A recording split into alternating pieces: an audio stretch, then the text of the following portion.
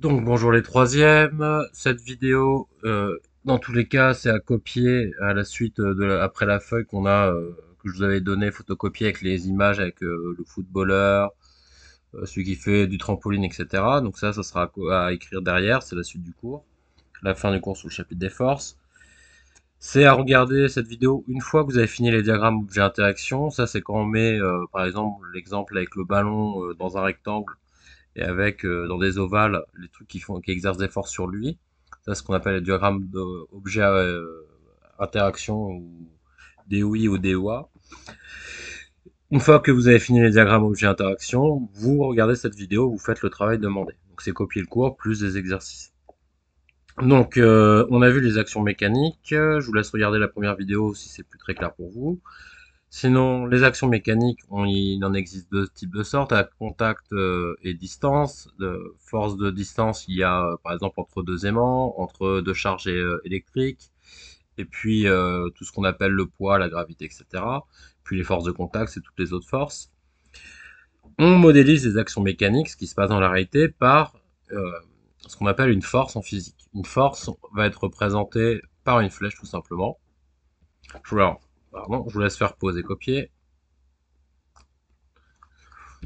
Donc, une flèche a donc une direction, c'est-à-dire elle est portée par une droite, ce qu'on appelle la direction. Ça peut être la verticale, l'horizontale. Dans le cadre du footballeur, ça peut être vers le but, etc. Elle a un sens. Est-ce que, par exemple, sur la verticale, c'est vers le haut ou vers le bas?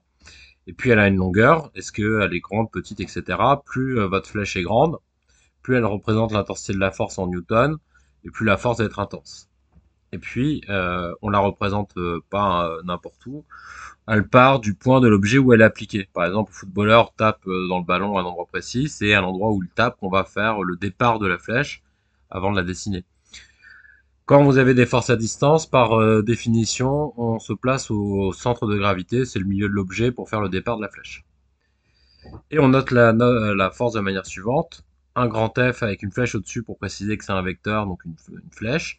Et on marque donneur sur receveur. C'est-à-dire, par exemple, dans le cadre du footballeur et du ballon, force du footballeur sur le ballon. Donc il y a toujours grand F pour dire force, il y a toujours la flèche pour dire que c'est une flèche, une force, et puis ce qui est à l'intérieur peut changer. Je vous laisse faire pause et copier. Donc ensuite, quand on fait ce qu'on appelle un bilan de force, la première chose à dire c'est définir le système. Donc on écrit système de points et on dit quel objet on étudie. Par exemple, l'exemple qu'on va prendre dans la suite, c'est le ballon frappé par le footballeur.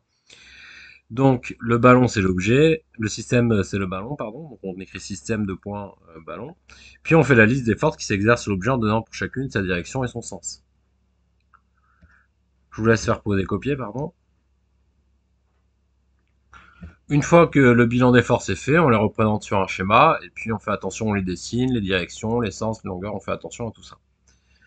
Donc là, par exemple, pardon, une nouvelle fois, je vous laisse faire pause et copier. Là, par exemple, c'est l'exemple du ballon frappé par le footballeur. Donc, j'ai juste fait le schéma sous le bilan de force, tout le monde sait l'écrire assez facilement. Donc, j'ai mon ballon qui est représenté par un rond. La force exercée par le footballeur quand il tape, donc on va dire qu'il tape à cet endroit-là pour envoyer le ballon dans la direction de la flèche verte. Donc, je fais partir de ma flèche verte de l'endroit où il est frappé, et puis je fais une très grande flèche parce que c'est la force prédominante, vu que le ballon va voler dans cette direction-là. Et puis, j'ai écrit à côté F du footballeur sur le ballon. Ensuite, comme on est quand même sur la planète Terre, le ballon est attiré vers le centre de la Terre, donc ça c'est ce qu'on appelle le poids, ou la force gravitationnelle, la gravité. Il est donc attiré vers le bas, c'est une force à distance, donc on la fait partir du milieu du ballon, et puis elle est dirigée vers le bas. Et puis c'est la force de la Terre sur le ballon. Dernière force, avant que le footballeur tape le ballon est toujours sur le sol au moment où il le frappe. Avant que le footballeur frappe le ballon n'allait pas vers le centre de la Terre, donc ça veut bien dire qu'il y avait quelque chose qui empêchait le ballon d'aller vers le centre de la Terre, et donc exercer une action sur ce ballon, et ça c'est le sol, tout simplement. Donc le sol exerçait une force sur le ballon vers le haut, qui en fait compensait la force vers le bas exercée par la Terre. Donc logiquement, la flèche rouge et la flèche bleue ont la même longueur. La flèche rouge, elle part de l'endroit où le ballon touche le sol, donc c'est le bas du ballon, et puis elle est vers le haut. Donc voilà un exemple. Moi, ce que je vous demande de faire après que vous ayez fini de copier cet exemple, c'est de me faire le cas du slam Bayer, c'est lui qui est en l'air là avec le au-dessus du trampoline, au moment où il retombe, et puis faire le bateau. Et puis c'est tout. Vous faites que ces deux cas-là. Vous faites bilan des forces, donc dire liste des forces, etc. Et ensuite, vous me les représentez sur un petit schéma. Voilà, ce sera le travail à faire pour cette semaine. Allez, à très bientôt. Au revoir.